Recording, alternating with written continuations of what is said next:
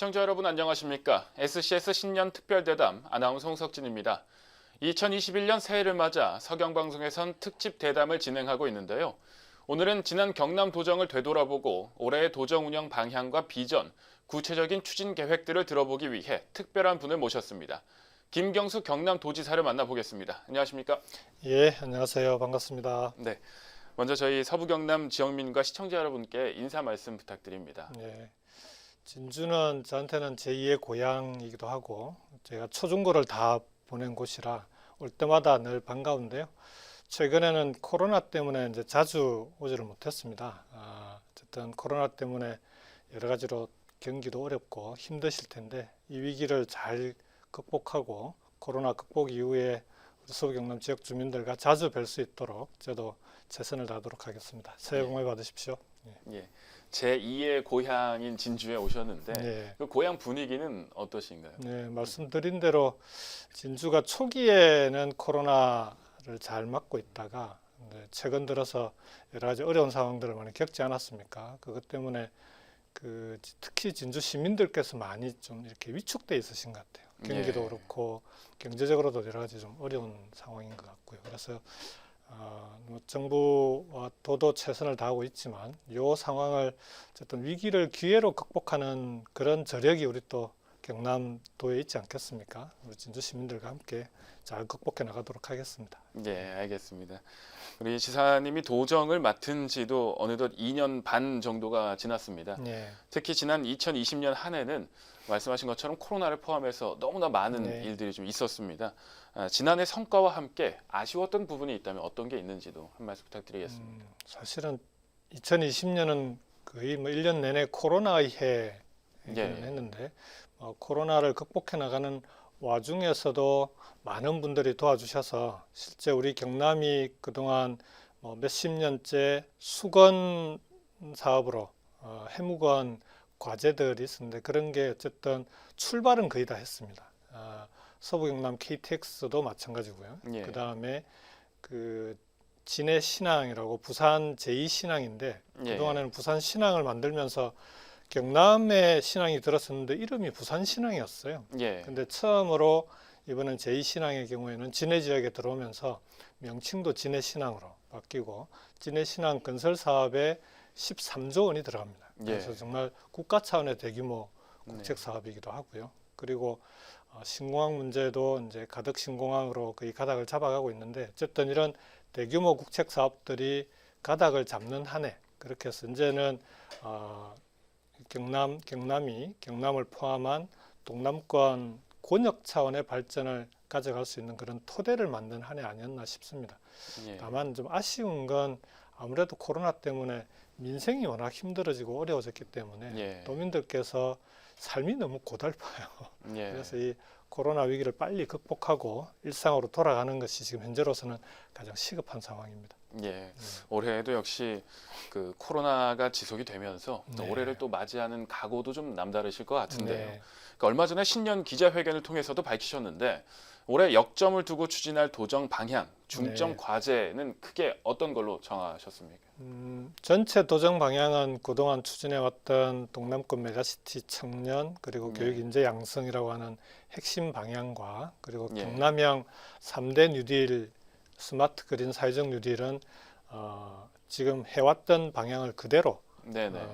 추진해 나갑니다. 다만 올해 이제 제가 직접 좀 중점적으로 관리할 과제, 일종의 이제 도지사 중점 과제 이렇게 표현을 하는데 예, 예. 그건 세 가지로 잡았습니다. 네. 첫 번째가 동남권 메가시티가 이제는 본격적으로 추진되어야 될 시기이기 때문에 확실하게 기반을 올해는 구축하는 일이 네. 첫 번째고요. 두 번째가 첨단 기업이나 이 좋은 일자리를 많이 만드는데 핵심은 이 기업들하고 얘기를 해보니까 결국은 좋은 인재, 특히 IT 소프트웨어 분야의 네. 스마트 인재가 얼마나 그 지역에 많이 있느냐가 핵심이더라고요. 그래서 네. 올해는 기존에 그와 관련해서도 여러 가지 사업들을 해왔지만 올해만큼은 본격적으로 스마트 인재 양성 사업에 좀 도정을 집중하는 예. 그런 한 해로 만들려고 그럽니다. 세 번째가 요즘 코로나 때문에도 관심이 높아지긴 했지만 기후 위기와 관련된 도민들의 걱정이 많으신데 네네. 이제는 뭐 국가적으로도 그렇고 세계적으로도 그렇고 기후 위기 대응과 관련해서는 이제 뒤쫓아가서는 경제도 어려워질 수밖에 없습니다. 그래서 네. 이 기후 위기 대응을 선제적으로 대응해 나가겠다고 하는 게 세 번째 중점 과제로 이렇게 세 가지를 핵심적으로 제가 직접 챙기는 한 해로 만들려고 합니다. 예, 그렇죠. 지금 세 가지에 대해서 말씀을 해주셨는데 네. 이제 그럼 말씀하신 그 큰 그림을 토대로 네. 본격적으로 이제 도정 현안들을 하나씩 저희가 한번 짚어보겠습니다. 네. 먼저 서부 경남 지역에서 최근에 가장 관심을 갖고 있는 분야이기도 하고 또 도지사님의 핵심 정책이기도 한 이 동남권 메가시티에 대해서 저희가 좀 이야기를 해보겠습니다. 주요 취지를 보자면 경남과 부산, 울산의 광역특별연합을 구성해서 네. 경남 지역에도 또 하나의 수도권을 만들어서 지역의 경쟁력을 높이겠다는 내용인데요. 이 동남권 메가시티 추진 배경과 기본 개념에 대해서 좀 설명을 부탁드리겠습니다.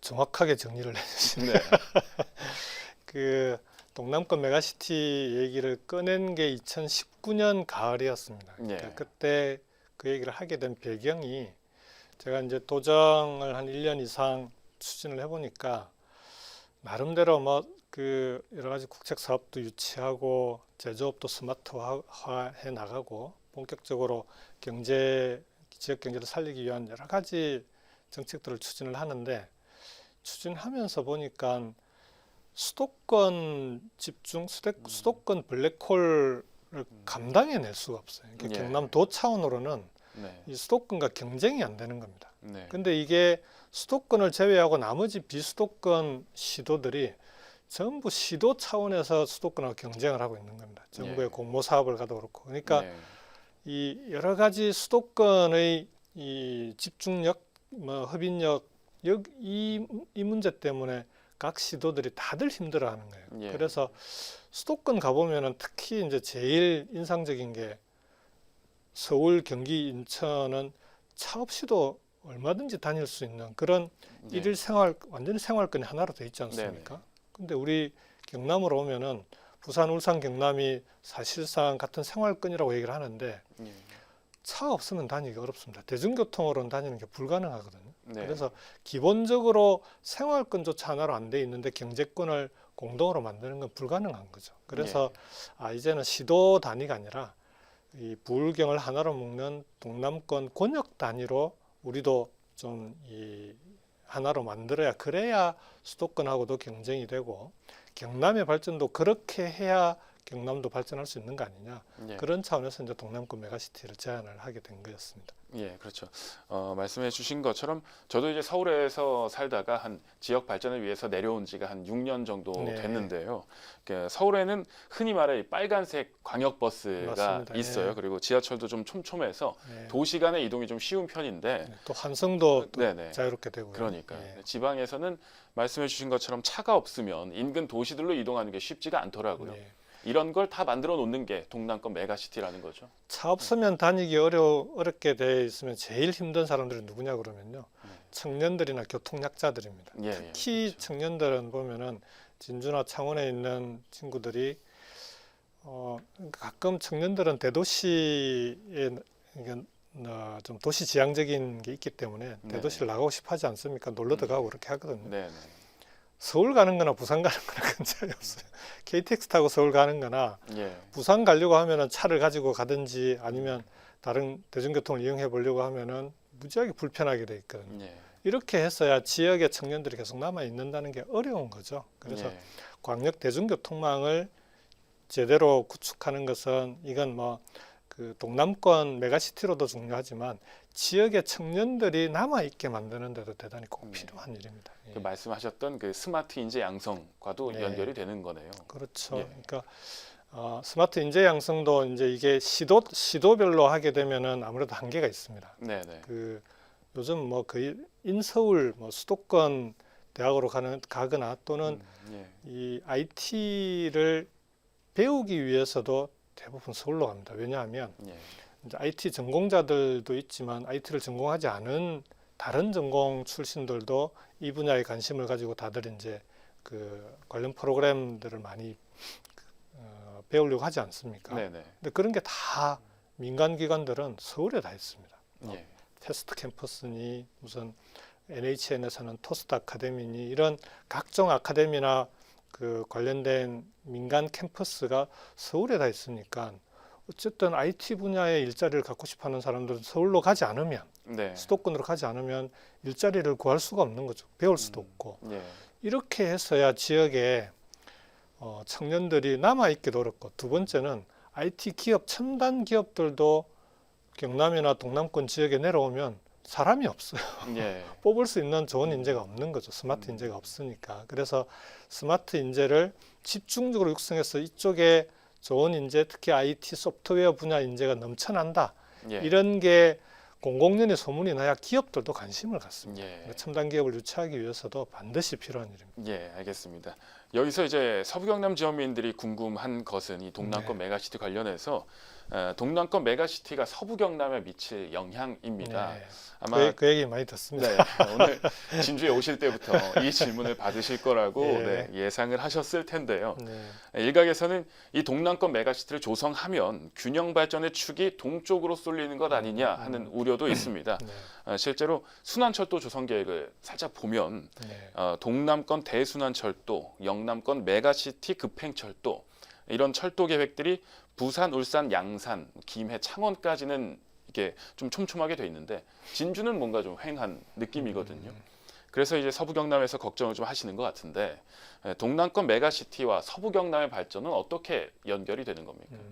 지도를 다시 한번 꼼꼼히 들여다보시면 예, 진주 쪽은 지금 이제 서부 경남 KTX가 추진 중이지 않습니까? 예, 서부 경남 KTX가 있고 부산에서 목포로 가는 옛날에 이제 경전선이라고 했는데요. 네, 네, 그 남해안 철도가 지금은 고속화 전철로 지금 바뀌고 있습니다. 그게 예. 이제 2023년에 완공이 되는데 그러면은 부산에서 목포가 2시간 길면 2시간 40분이면 가게 됩니다. 네, 이 동서횡단 고속화 철도와 서부 경남 KTX가 만나는 지점이 진주가 됩니다. 예, 그러니까 미래의 교통 요충지다 저는 이렇게 표현을 하고요. 이 미래의 교통 요충지인 진주를 중심으로 서부 경남 지역을 발전시키는 계획이 따라붙지 않으면 동남권 메가시티는 성공할 수가 없습니다. 네, 그러니까 동남권 메가시티라고 할 때는 그 불경, 동부 경남 중심의 동남권이라는 의미가 아니고 예, 경남이 포함된 부산, 울산의 전체적인 권역별 발전이 중요하다 이런 예. 거고요. 그 안에는 서부 경남의 발전이 함께 포함돼야만 동남권 메가시티가 전체적으로 완성이 됩니다. 서부 경남 같은 경우에는 이 진주가 미래의 교통 요충지 그리고 서부 경남이 그런 이제 교통 접근성이 편리해지면 두 가지가 가능합니다. 첫 번째는 지금보다는 훨씬 산업 입지로서 조건이 좋아지게 됩니다. 네, 그렇지 않겠습니까? 예. 기업들이 지금은 진주 오려면은 KTX를 타도 뺑뺑 돌아오지 않습니까? 네, 네. 이렇게 해서는 이 가기 어려운 지역에 기업이 오기가 쉽지는 않거든요. 예, 근데 KTX가 이제 지금 올해 이제 기본 설계에 들어가서 내년에 착공을 하게 되면 지금 28년 완공 예정인데요. 예, 예. KTX가 들어선다라는 게 확정이 되고 착공이 되면은 그때부터 기업들은 민간 투자를 미래를 내다보고 시작을 합니다. 예. 그렇게 해서 진주 지역 같은 경우에는 산업 입지로서는 카이를 중심으로 하는 항공우주 산업이 있고요. 예. 그다음에 LH와 혁신도시를 중심으로 스마트시티나 도시재생과 같은 그리고 친환경 건축과 같은 신건축 산업을 예. LH를 중심으로 육성을 해야 됩니다. 네. 그리고 이제 세라믹 기술은 있으니까 오히려 여수 광양의 정유나 석유화학과 연계한 신소재 산업도 가능합니다. 네. 그리고 이제 이쪽에 지리산과 남해안권을 연결하는 그런 힐링 관광 산업이나 6차 산업, 한방 바이오 산업, 진주 중심의 서부 경남이 새롭게 육성할 수 있는 신산업 분야가 이렇게 다양합니다. 예. 그래서 이런 서부 경남의 다양한 발전을 추진해 나가는 것이 동남권 메가시티의 성공과도 직결된다 이렇게 말씀을 예. 드리겠습니다. 지금 또 여수, 광양 같이 말씀을 해주셨는데 네. 이렇게 묶여서 남중권이라고 제가 네, 얘기해도 맞습니다. 되는 거죠? 그렇죠. 그러니까 동남권 메가시티에는 네. 창원, 울산, 부산을 중심으로 하는 권역이 하나 있고요. 네. 네. 그 다음에 서부 경남은 사실은 생활권과 경제권이 동부 호남하고 겹치는 경우가 많습니다. 예. 특히 여수, 광양 같은 경우에는 산업도 정유나 철강이 아주 그 발전해 있기 때문에 오히려 그런 산업 입지들을 잘 연계해서 카이나 진주의 핵심 도시에 있는 세라믹 기술원이 새로운 소재 산업 또 이 서부 경남 지역에 그런 소위 히토류나 이런 것들이 꽤 많이 나거든요. 네. 그래서 그런 걸 연계한 새로운 신소재 산업을 육성할 수 있는 기반이 기본적으로 갖춰져 있는 곳입니다. 그래서 요 남중권이라고 하는 권역별 발전이 서부 경남은 두 가지가 다 가능한 거죠. 그렇게 해서 이 관광 산업의 경우에는 부산에서 여수, 목포까지 이어지는 남해안권까지 그렇게 동남권, 남중권, 남해안권이 동시에 발전하는 것이 그게 동남권 메가시티의 발전 전략이다 이렇게 말씀을 드리겠습니다. 서울과 목포도 같이 이어주는 뭐 중심지가 된다는 그렇죠. 말씀이시죠? 알겠습니다. 그러면 이번엔 질문을 서부청사 쪽으로 한번 돌려보겠습니다. 넘어가기 전에요. 서부 경남 KTX가 들었으면 창원으로 가는 KTX도 진주를 거쳐서 갑니다. 네, 알겠습니다. 그 얘기도 좀 있었죠. 동과서를 연결하는 중심에 진주가 된다는 말씀이신 거고요. 알겠습니다. 그럼 이제 서부청사 쪽으로 넘어가도 되겠습니까? 좋습니다. 알겠습니다. 이제 진주에 있는 도 서부청사 운영 방향인데요. 일각에서는 이제 서부청사 폐지론까지 제기하면서 비효율적 운영에 대한 불만도 나오고 있습니다. 여기에 더해서 경남도 인재개발원 이전 문제까지 불거졌고요. 그래서 서부 경남에서는 이 문제들을 민감하게 받아들일 수밖에 없는데 어떻게 보십니까, 도지사님께서? 서부청사를 다시 이전하는 것은 불가능합니다. 그건 그렇게 할 수가 없습니다. 지역 주민들의 동의를 받기도 어렵고 또 하나 지금 서부청사에 있는 부서들 중에는 서부 경남 지역을 가장 중요한 대상으로 하는 업무를 갖고 있는 부서들이 꽤 있습니다. 예를 들면 농정국을 포함해서 또 관련 부서들이 서부권 개발국도 그렇고요. 그래서 그런 업무는 서부청사에서 보는 게 맞는 거죠. 다만 이제 그 동부 경남 지역에 오히려 업무 대상으로 하고 있는 그런 부서들도 서부청사에 좀 억지로 와 있는 경우도 있고 지금 또 본청에 있는 창원에 있는 창원도청에 있는 부서들 중에 우리 서부 경남 지역에 훨씬 그 관련되는 업무들이 많은데도 창원에 있는 경우도 있고 이렇게 서로 좀 뒤죽박죽 섞여 있는 거죠. 애초에 처음 옮길 때 첫 단추가 잘못 끼워져 있었던 겁니다. 그래서 이제는 이걸 좀 효율적으로 재편할 필요가 있겠다. 왜 이제 지금 하냐 그러면 그동안에는 서부청사 조금만 손을 대면 양쪽에서 난리가 납니다. 그래서 이제는 서부청사도 어느 정도 안착을 했기 때문에 서부청사는 그대로 둔 채로 이제는 효율적으로 부서를 재편하는 그 다음에 기관도 적절하게 인재개발원 같은 경우에는 서부청사에 그대로 두기가 어렵습니다. 직접 가보시면 알 수가 있는데요.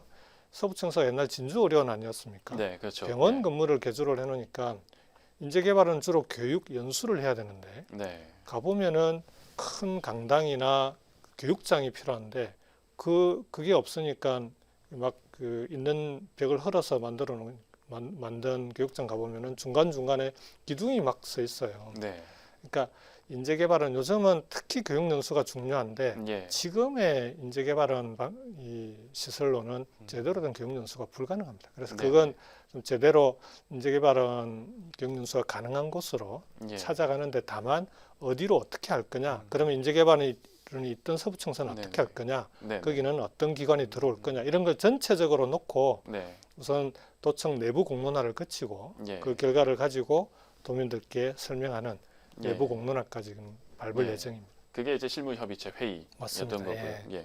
알겠습니다. 그리고 또 이 연장선에서 메가시티 추진뿐만 아니라 창원 특례시 지정으로 진주 지역에서는 들으셨겠지만 그 도청의 진주 환원, 진주로의 이전이 필요하다는 목소리가 나온 바 있습니다. 특히 지사님이 속한 당 내에서도 도청의 진주 이전에 대한 검토가 필요하다 이런 말도 있는데요. 하실 말씀이 좀 많으실 것 같아요.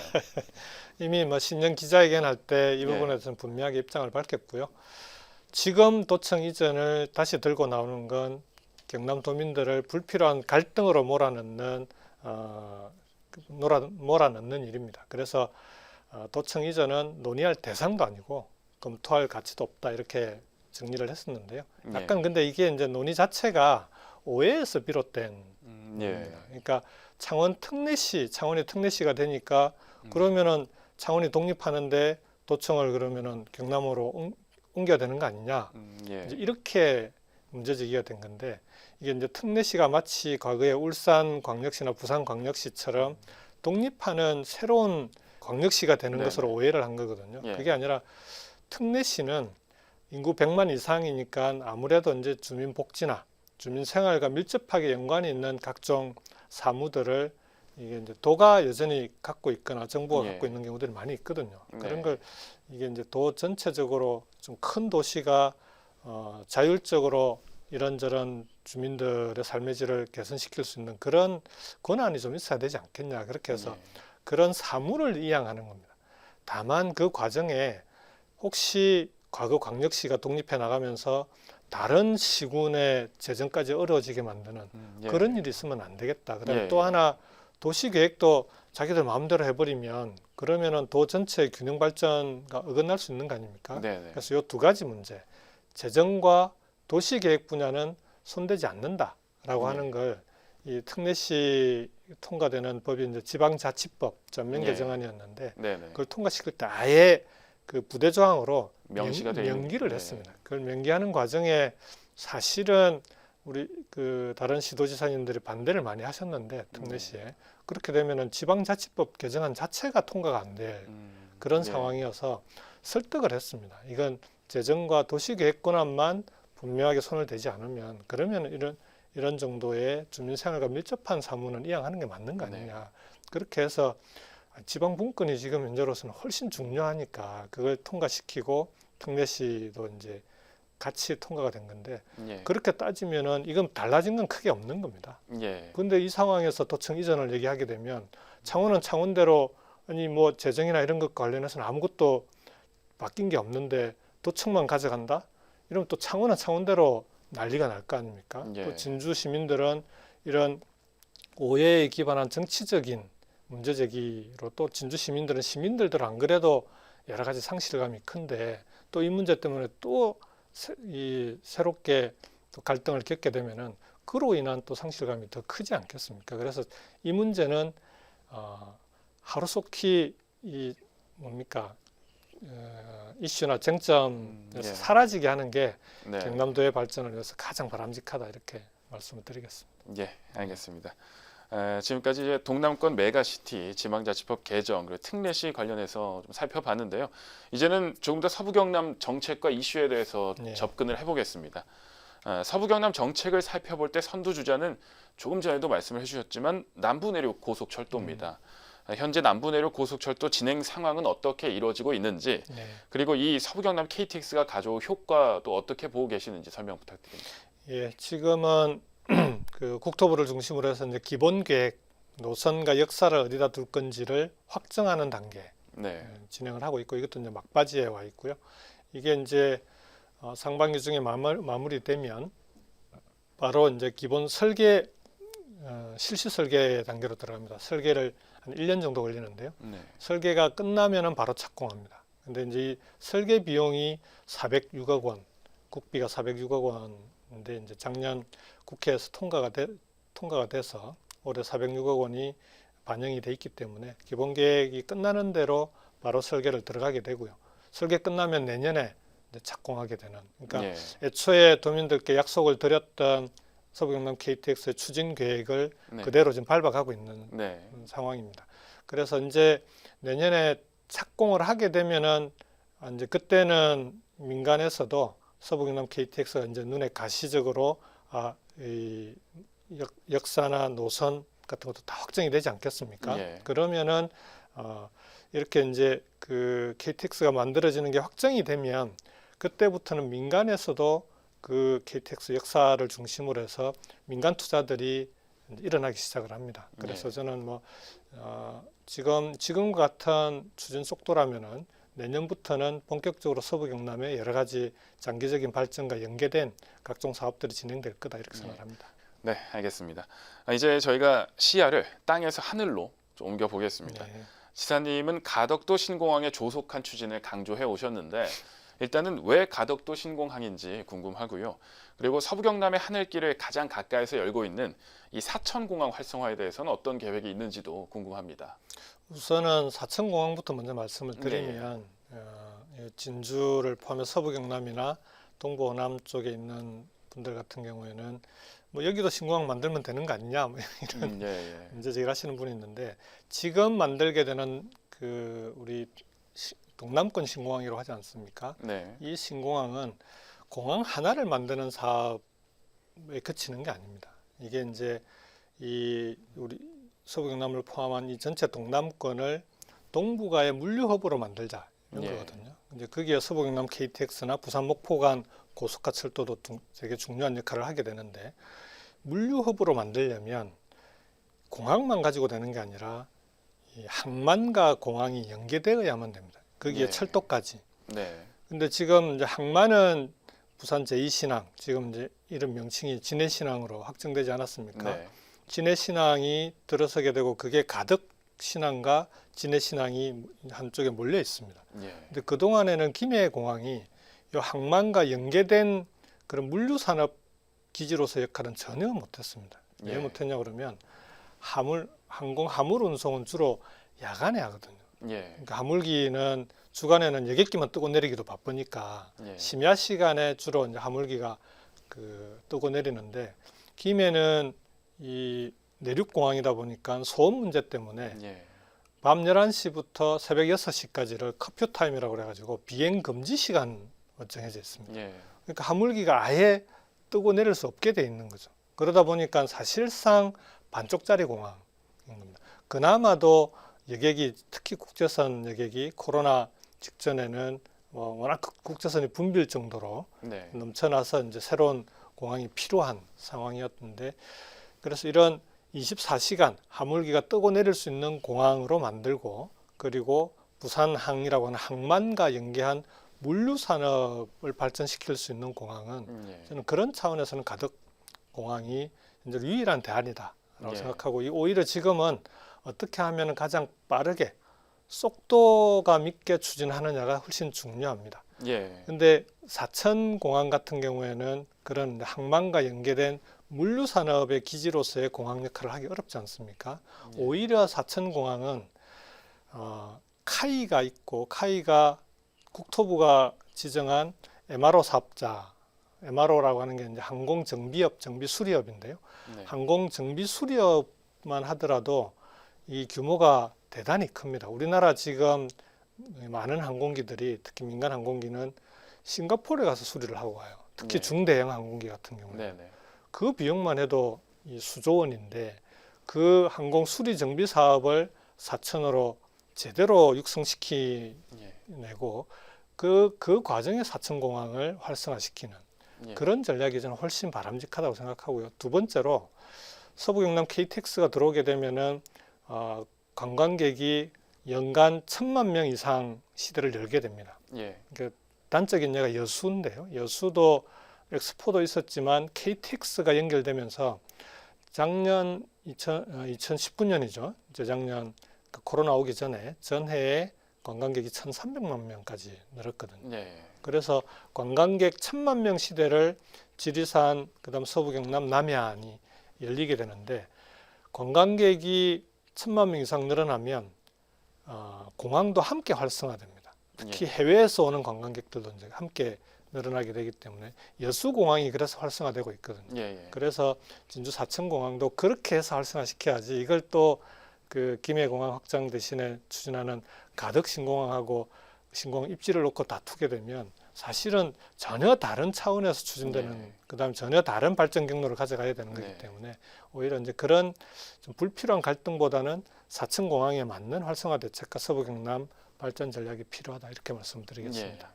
저희 그 서부 경남 쪽에서는 사실 남해안 남중권 관문공항이라고 해서 좀 논의가 되고 있는 바가 있거든요. 그러면 이 공항과는 좀 경로가 다르다고 지금 보시는 거죠? 그다음에 이제 항공 수리 정비업하고 카이가 또 지금 본격적으로 추진할 계획인 게 PAV라고 개인 그 비행체, 이제 드론 택시라고도 하고 그러는 거 있지 않습니까? 그 분야가 앞으로는 이제 각광을 받을 수밖에 없는데, 이게 카이가 그쪽 분야가 활성화되면은 사천공항 같은 경우에는 오히려 그런 좀 그 개인 비행체 PAV의 거점 공항 예. 그러니까 좀 미래 공항으로서의 발전 전략을 세우는 것이 지금은 훨씬 좀 유망한 거 아닌가 좀 예. 그렇게 생각합니다. 예. PAV 말씀하셨고 예. 또 MRO도 말씀하셨는데 예. 사실 2020년엔 사천이 MRO 때문에 좀 시끄러웠잖아요. 네, 그것도 예. 이제 깔끔하게 해결이 됐다고 봐도 되는 겁니다. 이건 뭐 정부의 입장이 분명합니다. 네. 그러니까 카이를 중심으로 MRO 사업은 육성하게 돼 네. 있고요. 다만 이게 막 항공기 수리 정비업이라고 하는 게 사천공항에 모든 걸 다 몰아서 하기 어렵기 때문에 여기를 중심적으로 육성하고 예. 그 다음에 인천이나 김해 다른 공항도 역할 분담을 해나가는 그런 형태로 발전하게 예. 될 겁니다. 예. 알겠습니다. 계속해서 항공산업에 대한 이야기도 조금 더 이어서 해보겠습니다. 사천의 카이를 중심으로 지난해 네. 항공산업이 코로나 사태를 거치면서 상황이 좀 좋지 않은데요. 그 도에서는 우주 항공산업의 미래를 어떻게 그리고 계십니까? 예. 실제로 코로나 때문에 많이 어려워진 게 사실이고요. 네.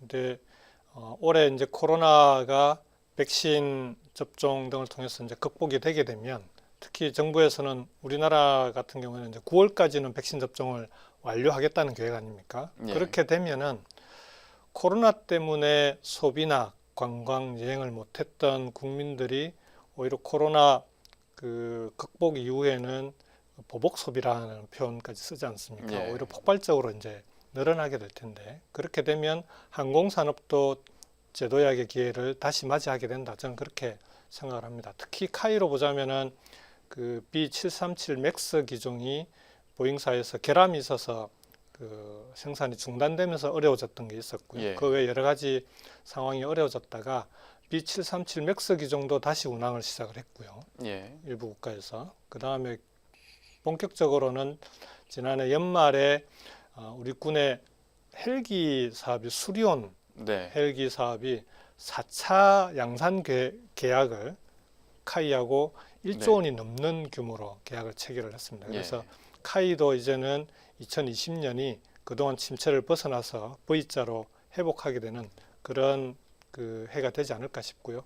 카이를 중심으로 그렇게 되면은 협력업체들까지 요 산업군을 이루고 있는 서부 경남 우주항공 산업도 함께 저는 다시 발전하게 되는 그런 해가 될 거라고 생각합니다. 예, 알겠습니다. 그러면 이제는 시선을 바다로 돌려보겠습니다. 다시 바다로 갑니까? 네, 처음에 이제 지내시는 교통 분도 얘기했다가 이제 하늘로 갔다가 예. 이제 완전히 바다로 한번 가보는 겁니다. 예, 남해군과 전남 여수시 얘긴데요. 그 해저 터널 건설 이야기입니다. 지사님 말씀하신 것처럼 이 남중권을 잘 연결하기 위해서는 이 경남과 전남을 이어주는 해저 터널에 대한 구상도 있을 것 같은데요. 이런 영호남 연계 사업, 그 경남과 전남의 상생 발전을 위해서는 밑그림은 어떻게 지금 그려져 있는 상황입니까? 사실 남중권이라고 이제 네. 그 전문가들이나 요 관계되는 분들은 표현을 많이 하시는데 아직 예. 우리 서부 경남 지역 주민들 도민들께서는 남중권 그러면 이게 뭐지요? 예, 그렇죠. 그런 분들이 좀 많으실 것 같은데요.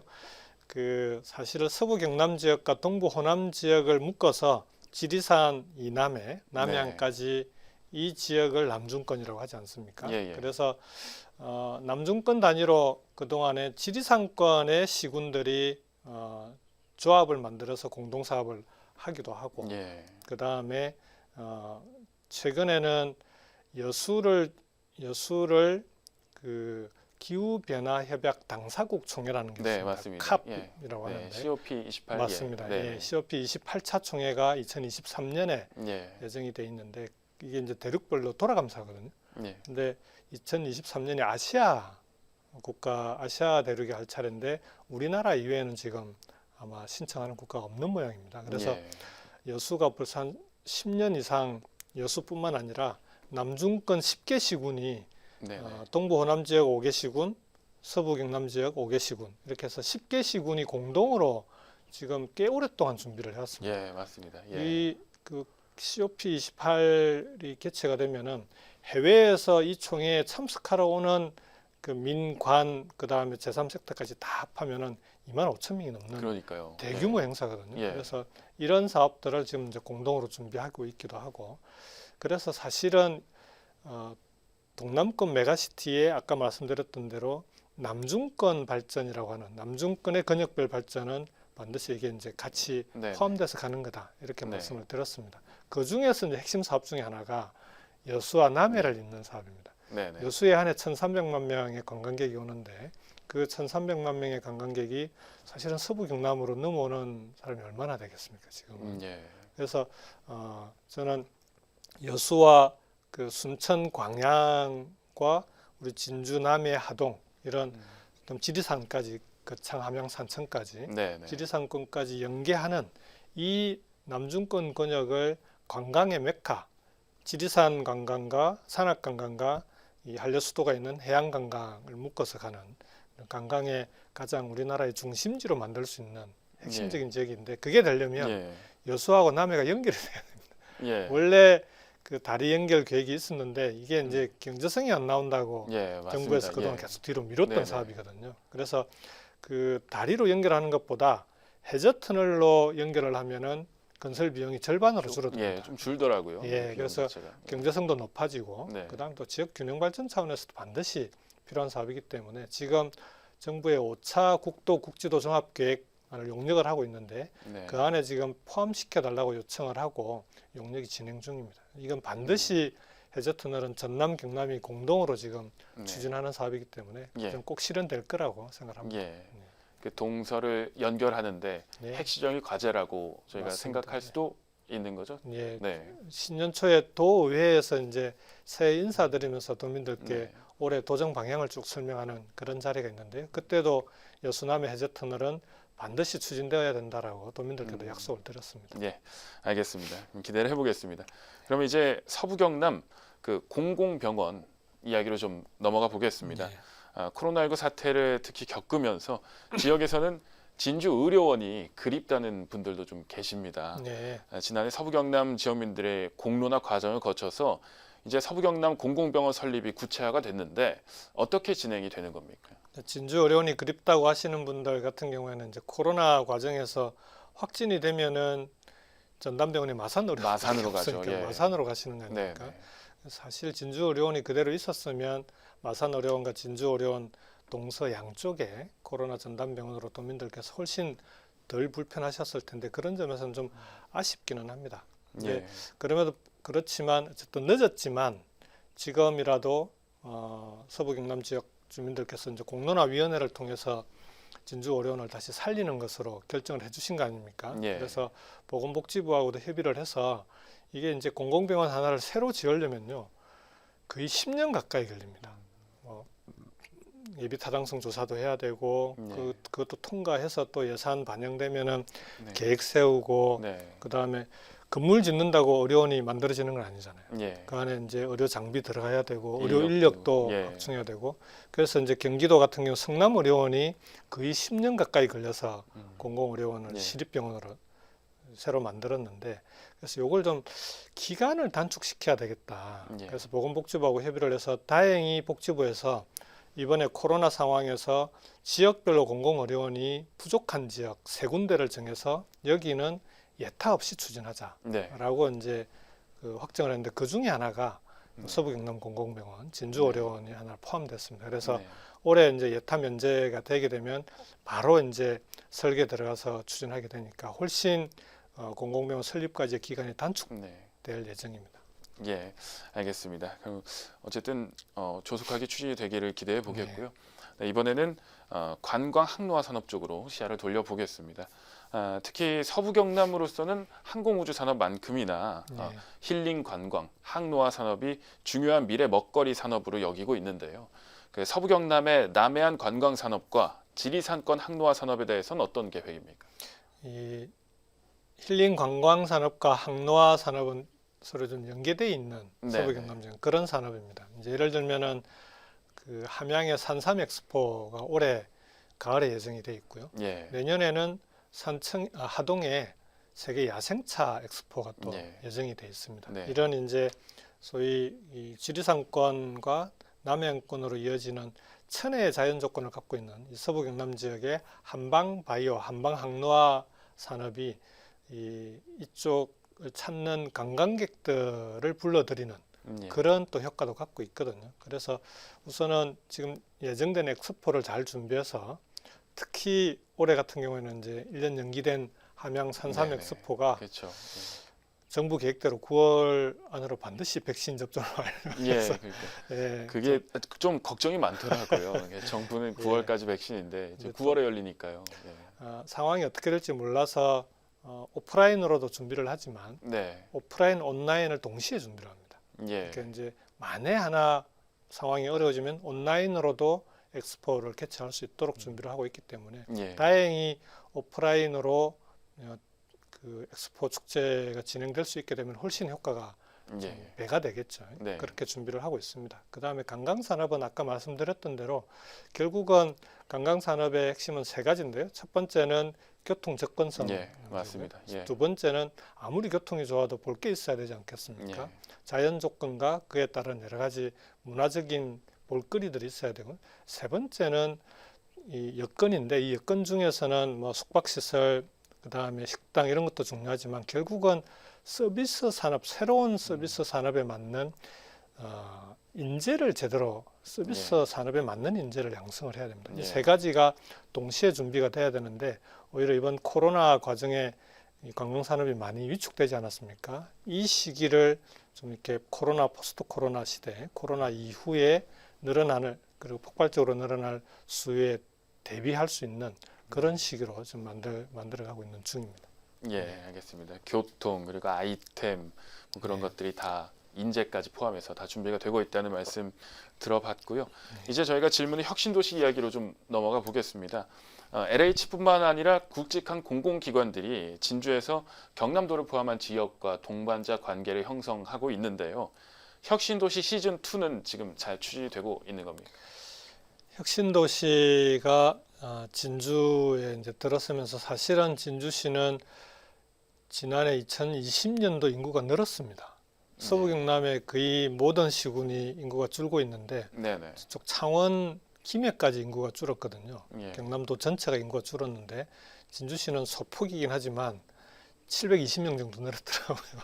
거기에는 어쨌든 혁신도시가 들어선 이후에 진주시가 여러 가지 좀 활력 있는 도시로 바뀐 좀 효과가 있는 네. 거 아니겠습니까? 근데 지금 상태로는 혁신도시를 애초에 추진했던 목표를 달성했다고 보기 어렵습니다. 그래서 시즌 2 얘기를 하는 건데요. 지금은 공공기관만 와 있는 거 아닙니까? 예. 근데 공공기관을 이렇게 신도시를 만들어서 한쪽에 모아놓는 이유는 그 공공기관의 좀 그 특성이 비슷한 성격이 비슷한 공공기관을 한쪽으로 모으면 그 과정에서 시너지 효과가 나면서 관련 기업들도 내려오고 네. 관련 산업이 함께 발전하고 지역에 있는 대학하고 연계된 산학연의 이제 클러스터를 만들자 이런 거거든요. 네네. 근데 지금은 클러스터까지 못 가고 공공기관이 입주해 있는 신도시에 그치고 있는 겁니다. 예. 그래서 이 기업들을 유치하는 게 중요한데 문제는 기업을 유치하려면은 진주혁신도시는 우리 경남혁신도시는 제일 앵커 기관, 제일 중요한 기관이 LH입니다. 네네. 근데 LH는 건축과 토목의 그 핵심 공기관 아닙니까? 예. 근데 과연 우리 진주와 경남 지역이 건축과 토목 분야에 전국적으로 가장 앞서가는 그런 클러스터를 만들고 있냐? 예. 그렇게 보기 어렵거든요. 예. 그래서 이제 지금 LH와 협의하고 있는 게 지역에 있는 대학 연구기관들과 공동으로 LH까지 참여하는 그런 그 신건축 분야, 건축도 이제는 과거 방식이 아니고 스마트 시티나 도시 재생, 그다음에 친환경 건축 이런 새로운 신기술 건축으로 네. 빠르게 이전을 하고 있습니다. 그래서 이쪽 분야의 그 기업들을 유치할 수 있는 그런 혁신 도시로 만들자. 그러려면 네. 관련 분야의 인재를 집중적으로 함께 양성을 하고 두 번째로 관련 기술들을 R&D를 통해서 연구 개발 예. 좀 제대로 이루어져야 됩니다. 그래서 기업과 대학 연구기관들이 공동으로 네. R&D와 인재 양성을 집중적으로 하게 되면 혁신도시도 이제 기업들이 관심을 갖는 관련 기업들이 네. 관심을 갖는 그런 도시가 될 수 있을 거다 이렇게 생각합니다. 예, 그렇죠. LH도 지금 말씀을 해주셨는데 LH를 중심으로 이제 도시재생 관련해서도 좀 네. 관심이 많아요. 서부 경남에서는 이 부분도 어떻게 진행이 되고 있습니다. 그러니까 정부가 지금 도시재생 뉴딜 사업을 네. 추진을 하는데 경남은 현재까지 39곳, 예, 2020년에는 모두 13곳이 선정이 됐는데, 그러니까 전국에서도 최다고 우리 경남에서도 가장 많은 그 도시재생 뉴딜 사업이 선정이 됐는데요. 예, 예. 그 LH 같은 경우에도 도시재생 사업에 좀 본격적으로 뛰어들어 있고, LH가 중심이 된 도시재생 사업, 우리나라의 1호 사업이 그 통영의 폐조선소를 네네. 이제 재생하는 예. 사업입니다. 그래서 이런 LH의 도시재생 분야 사업들을 그냥 도시를 재생하는 것도 중요하지만, 그 과정에 보면은 각종 이제 도시재생 과정에 스마트 시티도 결합시키고 친환경도 결합시키고, 또는 이제 도시가 재생되려면은 그 각종 문화나 예술도 함께 융성해야 되지 않습니까? 예. 그런 각종 분야에, 특히 컨텐츠를 포함한 각종 분야에 이런 사업들을 추진할 수 있는 주체가 있어야 되는 거죠. 예. LH뿐만 아니라 여러 민간 주체도 있어야 되고, 그 다음에 기업도 있어야 되고, 이런 걸 육성하는 게 진주혁신도시 시즌2의 핵심입니다. 그래서 네. 도시재생사업은 진주시도 재생이 필요한 곳이기도 하지만, 예. LH를 중심으로 해서 도시재생 자체가 스마트 시티 친환경 건축과 결합된 새로운 신산업으로서 육성돼야 되겠다. 그렇게 추진해 나가고 있고, LH와도 그렇게 협의를 하고 있습니다. 네, 워낙에 서부 경남 현안들이 많다 보니까 오늘 네. 지사님께 많은 걸 여쭤보게 되는데요. 가짓수가 좀 많긴 하네요. 예. 아직 빠질 수 없는 부분이 있다면 예. 인구 문제입니다. 예, 예. 특히 서부 경남 지역에서는 고령화 시대 인구 정책 부분에 대한 관심도가 좀 높은 편이거든요. 젊은 층 유입과 저출산 대책 마련에 대한 요구도 높습니다. 네. 어떤 접근이 필요하다고 보십니까? 고령화 사회는 뭐 우리가 피할 수 없는 시대적인 흐름 아니겠습니까? 거기에 대한 준비가 잘 돼야 되는데, 문제는 청년들이 지역을 빠져나가는 속도가 너무 빨라지고 있다는 예. 겁니다. 특히 경남 전체로 보자면은 그러니까 한 해 10,000명 이하였는데 순유출하는 20대, 30대가 네. 지난해는 15,000명까지 늘었습니다. 그러니까 그래서 이제 이 청년들, 빠져나가는 청년들을 대상으로 왜 나가는지, 어디로 가는지를 이제 경남연구원에서 조사를 해봤는데, 네. 제일 첫 번째 이유가 일자리입니다. 네, 그렇죠. 예. 그 다음에 이제 주거, 교육 이런 순서로 가게 되고, 어디로 가느냐 봤더니 3분의 1이 서울로 가고 3분의 1은 부산으로 가는데, 네. 나머지는 이제 다른 지역으로 가는데, 네. 부산 갔던 청년들도 결국은 다 다시 서울로, 예. 수도권으로 가게 되는. 그래서 결국은 이 문제를 해결하기 위해서는 청년들이 지역을 빠져나가는, 또 지역을 떠나는 부분에 대해서 근본적인 대책이 없이는 인구 문제에 대한 해답을 찾기가 어려운 거 아니냐. 그래서 네. 이제 청년들하고 쭉 얘기를 해보면, 이제 출산 대책이라고 하는 게 뭐 애 낳으면 얼마 더 줄게요, 이거 가지고는 청년들이 그러니까 지금의 저출산 문제나 이런 걸 해결한다는 건 예. 이제는 그건 안 된다라는 게 이제 확인이 된 거 아니겠습니까? 예.